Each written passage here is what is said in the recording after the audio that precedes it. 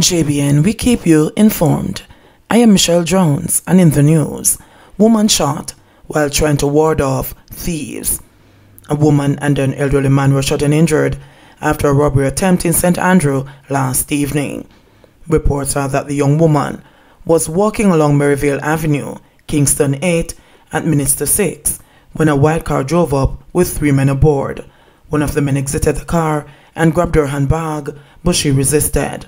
The man pulled a gun and shot her in the face. He escaped with the handbag, but not before firing at 2 landscapers who were cutting a lawn nearby. One of them, a 60-year-old man, was hit. Both were taken to hospital. The police are investigating. Assault rifle found in chicken coop. A team of officers assigned to the Kingston Central Police Division seized an AK-47 assault rifle on Smith Lane, Kingston yesterday. Reports from the Kingston Central Police are that about 11 a.m., lawmen were in the area when the premises was searched and the illegal weapon was found hidden under a chicken coop. No one was arrested in connection with the seizure. Over in Trelawney, a team of officers assigned to the Trelawney Police Division seized one Smith & Wesson revolver and 15.38 rounds of ammunition during an operation in the Bounty Hall housing scheme, Falmouth, Trelawney, on Tuesday. No one was arrested in relation to this seizure. Reports from the Falmouth Police are that about 12:10 p.m., lawmen were in the area when the premises was searched and the firearm and ammunition were seen hidden inside a jar. Investigation continues. 2 missing persons returned home.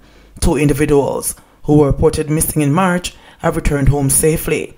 15-year-old Amelia Thompson, a ward of the state from Summerfield Girls' Home, Chapelton, Clarendon, who was reported missing on Friday, March 26, has returned home. She is said to be in good health. And 24-year-old Siobhan Dawkins of Lampard Avenue, Frankfield District in Clarendon, who was reported missing on Thursday, March 18, has returned home. He is said to be in good health. Killy charged with farmer's murder. 34-year-old Fabian Morris, otherwise called Killy, of Arcade in St. James, was yesterday charged with murder following the February 5 shooting of a man during an argument at a bar in Niagara Square, St. James. The deceased is 35-year-old Marvin Holness, a farmer of the community. Morris and the now deceased were reportedly among patrons at a bar when an argument developed between them. The police said Morris brandished a firearm and fired several shots, hitting Holness to the upper body. An investigation was launched and an operation carried out on Monday, March 29, when Morris was held and taken into custody, the police said. His court date is being finalized. Senior cop says Trelawney Police tackling domestic disputes and threats. Head of the Trelawney Police, Superintendent Carlos Russell, says tackling domestic disputes and threats is a high priority for the police. Superintendent Russell said that a strategic action plan has been devised for the parish, which sees the police working closely with the community to characterize such incidents. We already have our community safety and security team doing a lot of work in the community. One of the things that I've mandated all my station commanders to do is to do regular walkthroughs in the various communities in their districts, to meet with the community members, speak with them, and get to know them. Telephone numbers can also be shared with them, he noted. Superintendent Russell said that on average, the police receive between 30 and 35 reports of threats weekly. He noted that all disputes that come to the attention of the Trelawney Police are dealt with promptly. We have a book at each station that deals with threats and domestic disputes, and based on what is recorded, there are follow-up activities that officers do on a daily basis, and we follow through until they are resolved, he said. He noted that the police also partners with the church and other state agencies where necessary to encourage a process of dialogue and reconciliation. Superintendent Russell said that some conflicts can be easily resolved, but noted that often most persons don't know how to deal with issues of dispute and tend to resort to violence easily. They're not able to reason out their differences and believe that violence is the answer to deal with their problems. This is an issue, and we're trying our best to educate the citizens in our parish to say that, look, violence is not the way. It is best to reason it out and not fight it out. and we're out there in the community bringing across this message to our people, he noted. Meanwhile, Superintendent Russ is calling on residents to work with the police in the fight against crime and violence in the parish. What we're asking of them is to work with us to pass on the information, to tell us whatever it is that they know, so that we can make their communities a better and a safer place for them, he said. Chang lashes out against acquaintance violence. National Security Minister Dr. Horace Chang says the government is looking into ways to address what he has described as an upsurge in acquaintance violence, where close family members and persons involved in relationships are using extreme violence to settle disputes. We are seeing too many incidents of acquaintance violence in the last few weeks. It is not only a police issue, it's a broader issue than that, but the government is aware and concerned and is looking at ways and means of how we can begin to reverse what is a really serious social pathology, said Chang, while meeting with Montego Bay-based jerk chicken vendors and restaurant owners on Monday. Chang's comments come against the background of another suspected case of murder-suicide which recently occurred in St. Thomas. In the incident, 47-year-old Lauren Hutchinson was reportedly killed on Good Friday by her ex-boyfriend Roger Johnson, with whom she had ended a relationship. According to reports, Hutchinson was taking food to her child's father in Penwood, Soho in the parish, when Johnson attacked her and used a knife to stab her all over her body. He later committed suicide by hanging himself.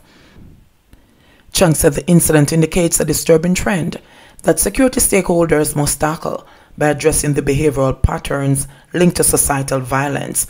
We had an unfortunate incident in St. Thomas where a person killed his former partner and then hanged himself. It is a reflection of an increasing level of acquaintance violence, which is troubling because besides partners killing partners, you have brothers killing sisters and family members hiring killers to kill other family members, said Chang. It is an unfortunate trend of acquaintance violence where people seem to settle all issues violently. We have to look at the overall issue of violence in the society, and we're going to work with the security forces and other agencies that can impact behavioral patterns because that is a critical issue, added Chang.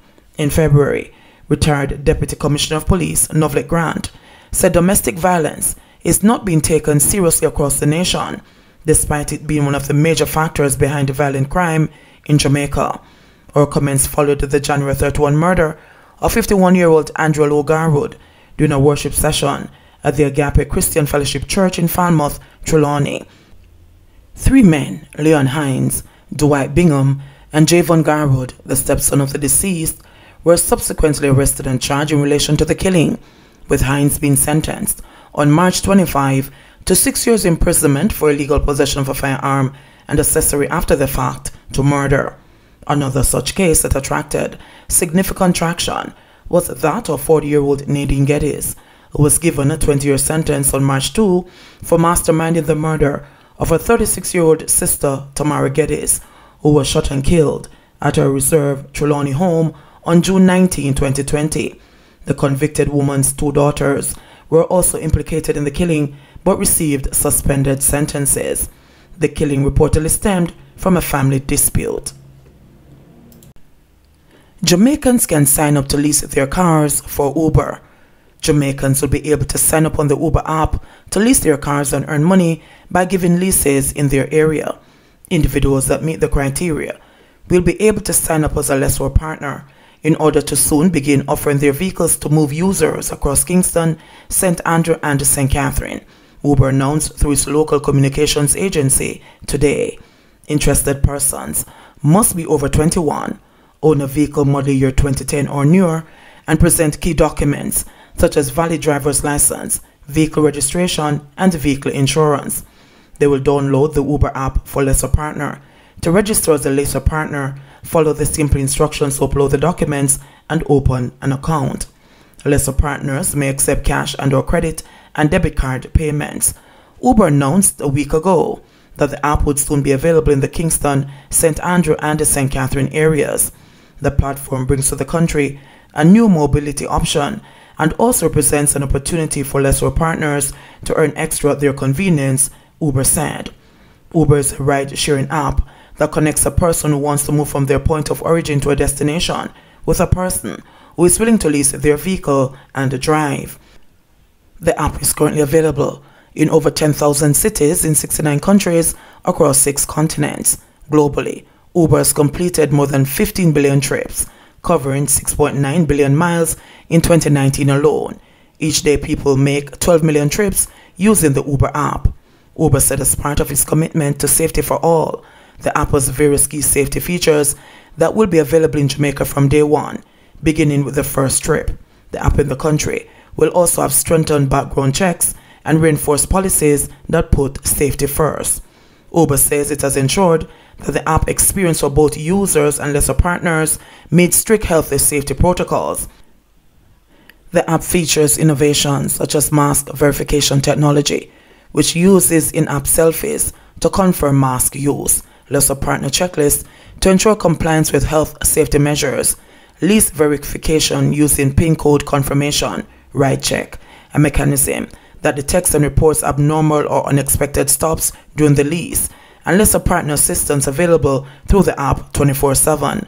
All leases are covered by Guardian Insurance, Uber said.